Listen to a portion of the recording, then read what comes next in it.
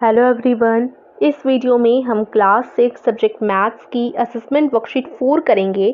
Date है इसकी 1 अक्टूबर 2021 और इसको शुरू करने से पहले प्लीज़ हमारे चैनल माइंड बूस्टिंग क्लासेस को ज़रूर सब्सक्राइब कर दीजिए और बेल आइकन को भी दबा दीजिए, जिससे आगे आने वाली वीडियो की नोटिफिकेशंस आपको टाइम टू टाइम मिलती रहें। तो चलिए शुरू करते हैं। ये आपका असेसमेंट है, तो कोशिश कीजिए कि आप इसको खुद से ही सॉल्व करें। सबसे पहले जनरल इंस्ट्रक्शंस दिए गए हैं, इनको पढ़ लेते हैं। फर्स्ट है द वर्कशीट हैज 10 क्वेश्चंस। इस वर्कशीट में 10 क्वेश्चन हैं।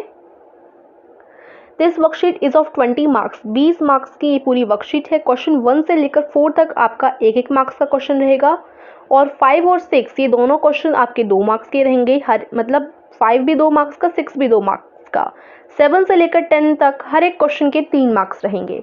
ठीक है, सो इस तरीके से ये आपके थोड़े जनरल इंस्ट्रक्शंस दिए गए थे। अब हम स्टार्ट करते हैं आज का असेसमेंट। ठीक है, और जितनी भी वर्कशीट्स हमने अभी तक पढ़ी हैं उन्हीं में से असेसमेंट लिया गया है, तो बड़ा इजी होगा। देख लेते हैं। क्वेश्चन नंबर 1 है ऐड। ऐड आपको क्या करना है, 3/5 और 2/4 को आपस में आपको ऐड करना है।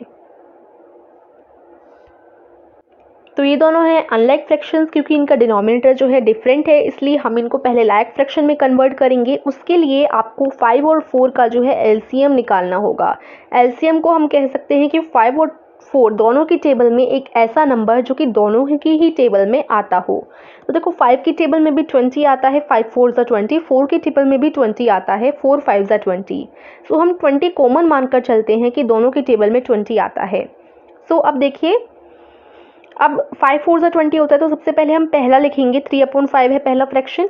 इस फ्रैक्शन में मैं 4 का इंटू करूंगी नीचे, क्योंकि 5 4 ज़ा 20 हो जाता है, इसलिए मैं 5 4 ज़ा करूंगी। ठीक है, और 4 ज़ा करने के बाद अगर नीचे 4 का किया है तो हमें ऊपर वाले न्यूमरेटर में भी इंटू करना ही होता है सेम डिजिट का। 4 का मैंने ऊपर भी कर लिया। ठीक है, ये रूल होता है। उसके बाद है नेक्स्ट फ्रैक्शन 2/4। 2/4 है तो 4 में मैं 5 का इंटू कर रही हूँ, क्योंकि 4 5 ज़ा 20 होता है और हमें 20 लाना है। तो 4 5 ज़ा कर दिया। अगर नीचे 5 का किया है तो ऊपर भी 5 का मुझे करना ही पड़ेगा।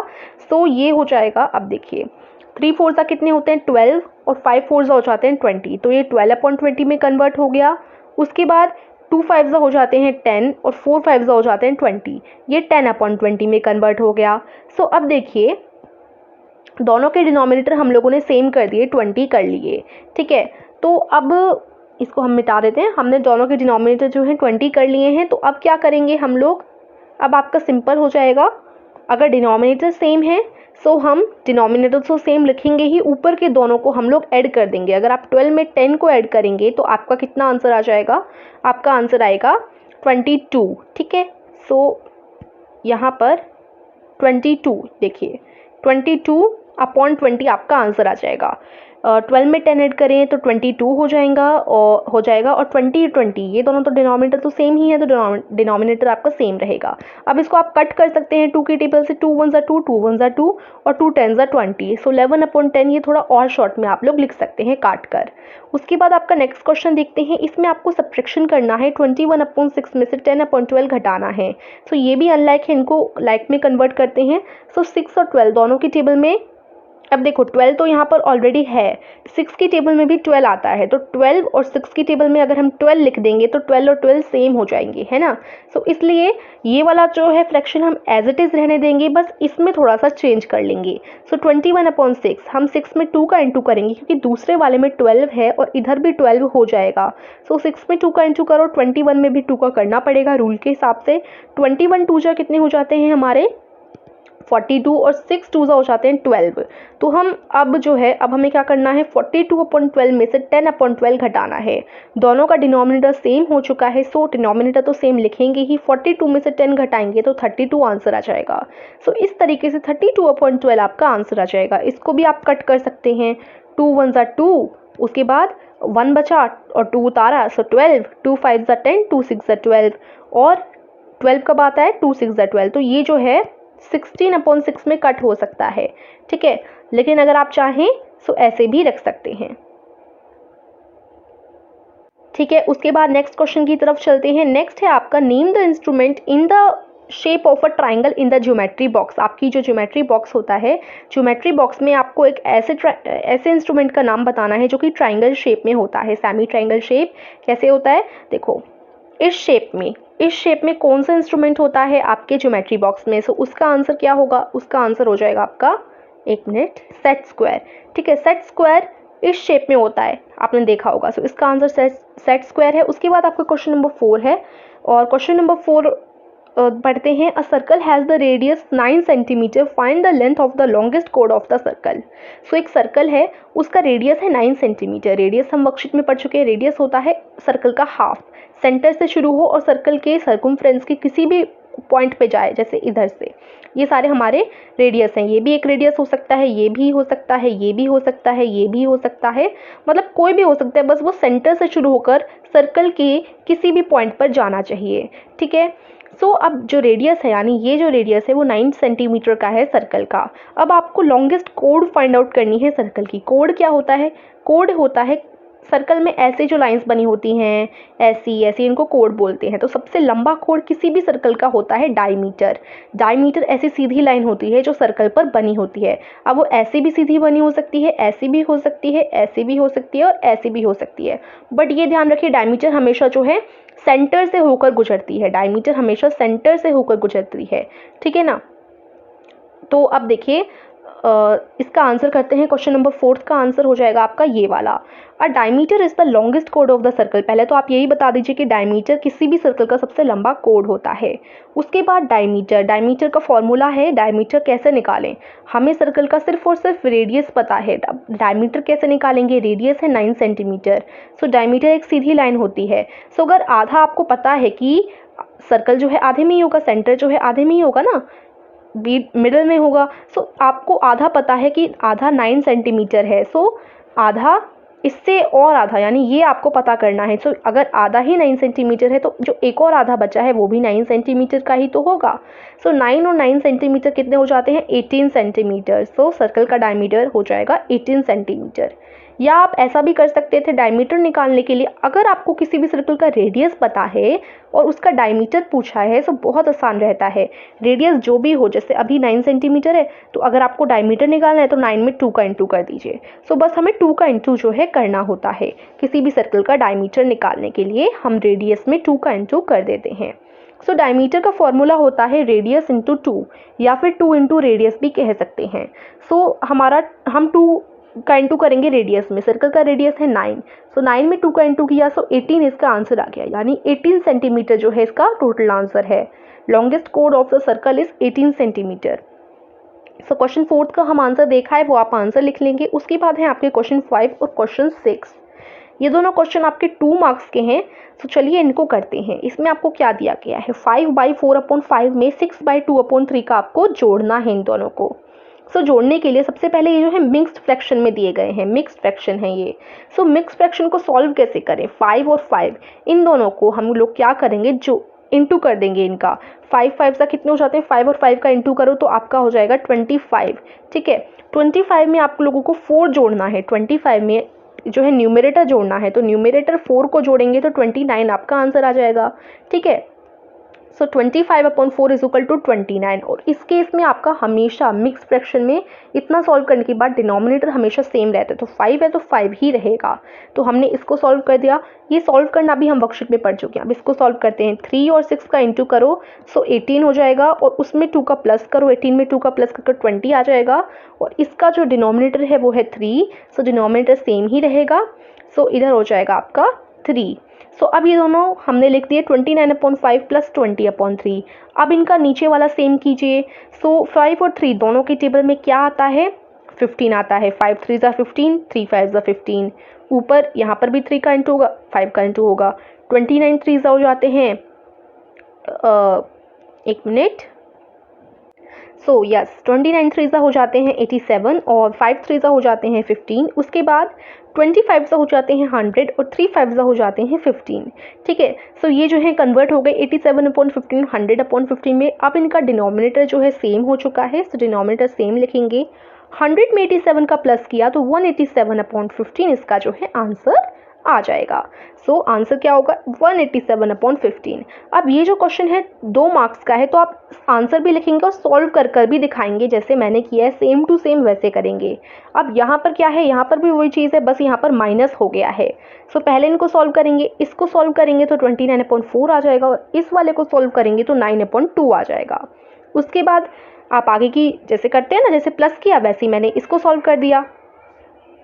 तो ये देखिए 4 और 2 दोनों की टेबल में जो है 4 आता ही है। देखो 2 की टेबल में 4 आता है, यहाँ पर तो 4 है ही, तो सेम हो जाएगा ना। सो हम 9/2 में नीचे 2 का इंटू कर देंगे, 2 2 4 हो जाएगा और 9 2 18 हो जाएगा। उसके बाद 29/4 हम सेम टू सेम रखेंगे। तो देखो नीचे इसमें तो 4 था ही, इसको हमने 4 बना दिया, तो 4 और 4 हो गए दोनों में।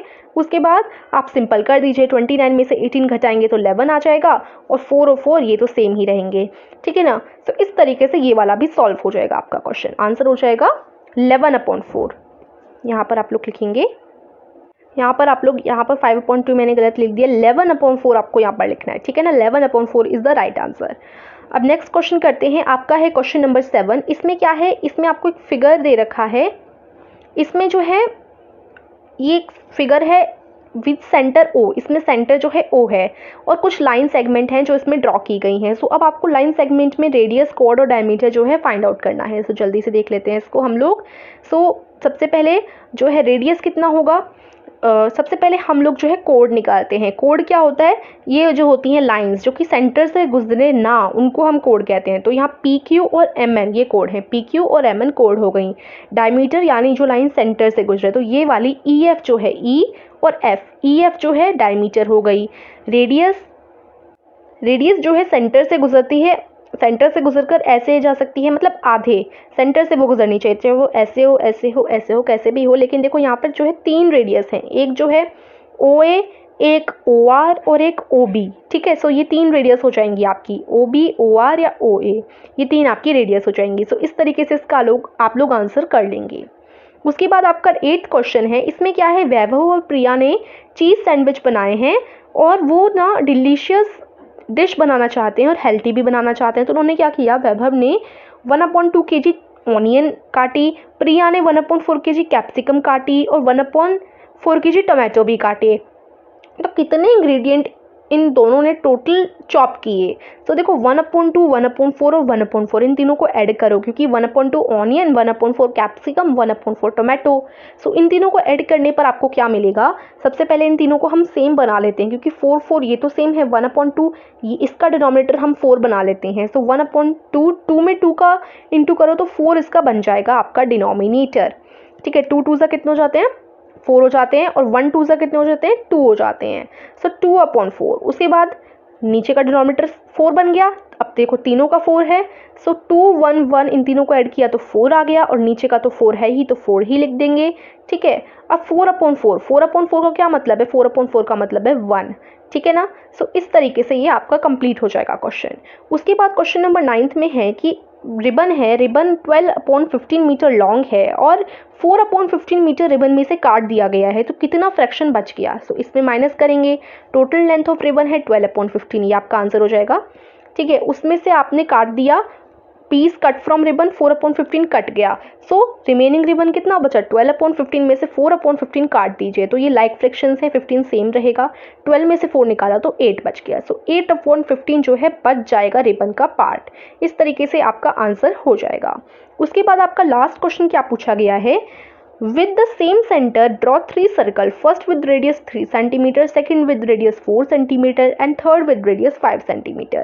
इसमें आपको एक ऐसा सर्कल बनाना है अपने कंपास से, जैसे मैंने एक सर्कल बना दिया, ठीक है। और ये जो सर्कल है वो मान लो 3, ये एक सेंटर है, इसी सेंटर से आपको 3 सेंटीमीटर का भी सर्कल बनाना है, इसी सेंटर से आप लोग जो है 4 सेंटीमीटर का भी बनाएंगे, और इसी सेंटर से आप जो है 5 सेंटीमीटर का भी सर्कल बनाएंगे। तो सेम सेंटर से 3 4 और 5 सेंटीमीटर का आपको सर्कल बनाना है, 3 सर्कल बनाने हैं।